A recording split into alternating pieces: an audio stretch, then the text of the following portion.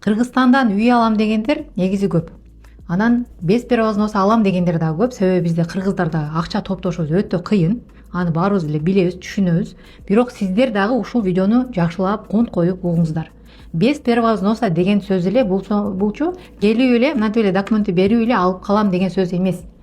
Без первого взноса деген бул баягы баштаңкы төлөмүңүзсүз эле аласыз деген сөз. Бирок андан сырткары сизде расход болот, агентствонун услугасы бар, айына төлөйсүз.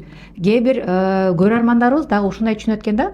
Бир тыйын бербей эле, бир тыйын төлөбөй эле үй алып калат экенмин депчи. Ипотеканы алгандан кийин төлөш керек да. Аны биз төлөп бербейбиз да сизге. Страховкасы болот анын арасында, агентствонун услугасы болот да, мындай мелкий расходдор по-любому болот.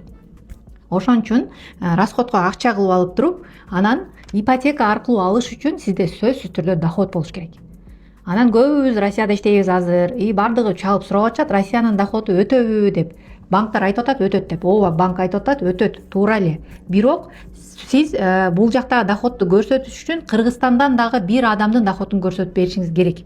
Ошондо гана эки жактыкын кошуп туруп алсаңыз болот. Жалгыз Россияны карабайт. Россиядан бирөөнү кошосуз, Кыргызстандан бирөөнүн доходун кошосуз, ошондо гана алсаңыздар болот.